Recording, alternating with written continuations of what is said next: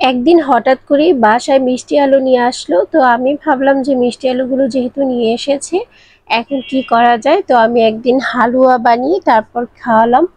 ও বাবা, এখন দেখি প্রায় সে মিষ্টি আলু নিয়ে আসে আর হালুয়া বানিয়ে খাওয়ানোর জন্য বলে।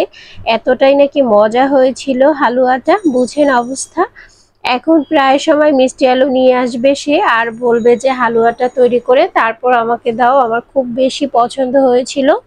আর ট্রাস্ট মি, হালুয়াটা আমিও যেদিন প্রথম বানিয়েছিলাম একদম অবাক হয়ে গিয়েছিলাম যে মিষ্টি আলুর হালুয়া বা বরফি এতটা মজা।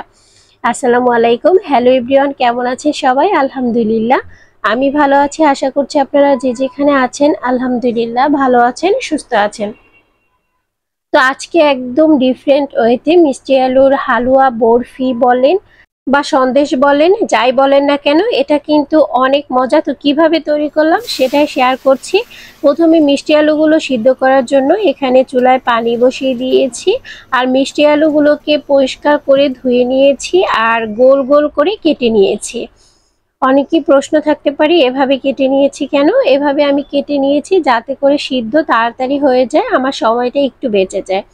আপনারা কিন্তু চাইলে এটা গোটাও সিদ্ধ করতে পারেন, সমস্যা নেই। তো সিদ্ধ করার পর এই যে এগুলো সিদ্ধ হয়ে গেছে, এখন আমি তুলে নিব আর এটার খোসা ফেলে ভালো করে চটকে নিতে হবে।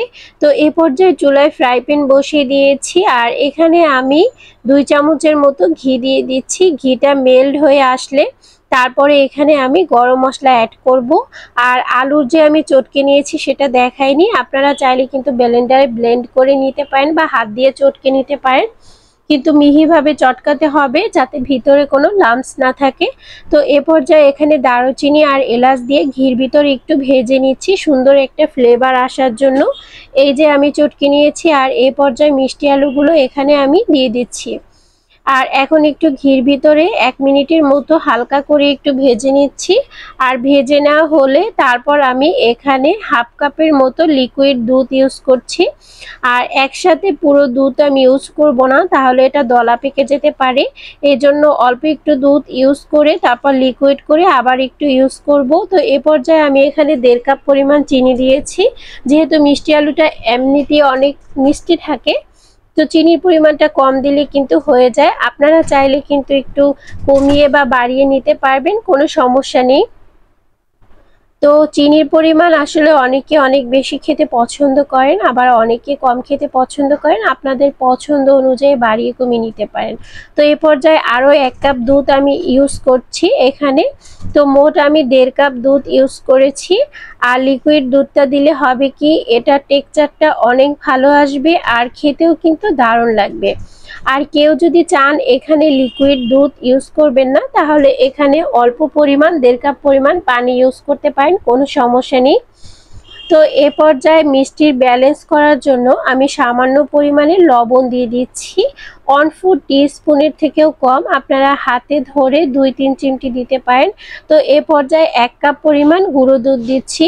আর গুঁড়ো দুধটা কিন্তু অবশ্যই দিবেন, তাতে করে কিন্তু বরফির টেস্টটা অনেক বেশি ভালো আসবে আর বোঝাই যাবে না যে এটা আপনি মিষ্টি আলু দিয়ে তৈরি করছেন। আসলে আমি যত টাইপের হালুয়া খেয়েছি, ডালের হালুয়া বলেন, গাজরের হালুয়া বলেন, আমার কাছে এই মিষ্টি আলুর হালুয়াটাই বেস্ট মনে হয়েছে, খেতে দারুণ লাগছে। তো একটু অরেঞ্জ ফুড কালার দিয়ে দিচ্ছি, এটা একদমই অপশনাল, কিন্তু দিলে ভালো হবে। কারণ দেখা যায় মিষ্টি আলুটা সিদ্ধ করার পর কালারটা কিন্তু একটু কালচে ভাব চলে আসে। তো হালুয়াটা দেখা সৌন্দর্যের জন্য একটু ফুড কালার ইউজ করতে পারেন। আপনারা চাইলে কিন্তু আপনাদের পছন্দ মতো ফুড কালার ইউজ করতে পারেন। এখানে আমি অরেঞ্জ ফুড কালার ইউজ করেছি, আপনারা চাইলে রেড ফুড কালারও ইউজ করতে পারেন, তাতে করে কোনো সমস্যা নেই। তো এই পর্যায়ে ভালো করে চুলায় আঁচটা মিডিয়াম লোতে রেখে আস্তে আস্তে করে অনেকক্ষণ যাবত নাড়াচাড়া করার পর এরকম একটা টেক্সচার চলে আসবে। আর এই পর্যায়ে আমি আবারও 2 চামচ ঘি দিয়ে দিচ্ছি। একসাথে ঘি দিবেন না, তাহলে কিন্তু ঘির যে সুন্দর একটা ফ্লেভার সেটা অনেকক্ষণ জাল করার কারণে নষ্ট হয়ে যাবে। একটু পরপর ঘিটা দিয়ে যদি আপনি এটা ভালোভাবে জাল করেন, তাতে করে ফ্লেভারটাও স্ট্রং হবে আর এটা লেগে যাওয়ার একদমই সম্ভাবনা থাকবে না। অনেকের কাছে ফ্রাই প্যান না থাকতে পারে, তারা এই টিপসটা ফলো করতে পারেন, তাহলে কিন্তু কড়াইয়ের ভিতরেও খুব সুন্দর করে হালুয়া তৈরি করতে পারবেন, হালুয়াটা লেগে যাবে না। তো আমি ভালো করে এখন নেড়ে চেড়ে নিচ্ছি। আর হালুয়া তৈরি করার সময় একটু ধৈর্য নিয়েই তৈরি করতে হবে, কারণ আমরা সবাই জানি হালুয়া অনেকক্ষণ যাবত জাল করতে হয়। তো আরো বেশ কিছুক্ষণ জাল করার পর এরকম একটা লুক চলে এসেছে। যখনই দেখবেন এটা পাতিল থেকে উঠে আসছে আর ঘিটা ছেড়ে দিয়েছে, তখন এটা হয়ে গেছে। এখন আমি তুলে নিচ্ছি। আর এখানে আমি ঘি ব্রাশ করে রেখেছিলাম, তো এখানে আমি এটাকে সেট করছি। আর সেট করার জন্য এরকম একটা পাত্র নিয়েছি। আপনারা চাইলে যে কোনো টাইপের পাত্র নিতে পারেন, বা হাত দিয়ে গোল শেপও বানিয়ে ফেলতে পারেন, এরকম নাও সেট করতে পারেন। আজকে যেহেতু আমি দুই টাইপের করে দেখাবো, এজন্য আমি একটু মানে একটা পাত্রে সেট করেছি। আর এখানে কাঁটা চামচ দিয়ে উপরে একটু ডিজাইন করে নিচ্ছি। এটাও একদমই অপশনাল, আপনাদের ভালো লাগলে আপনারা করে নিতে পারেন, কোনো সমস্যা নেই। তো এ পর্যায়ে কালারটা কিন্তু একদম অরেঞ্জ কালার ছিল, লাইটের কারণে এরকম দেখাচ্ছি। কিছুক্ষণ পর সঠিক কালারটা আমি আপনাদের সামনে একটু নিয়ে আসছি।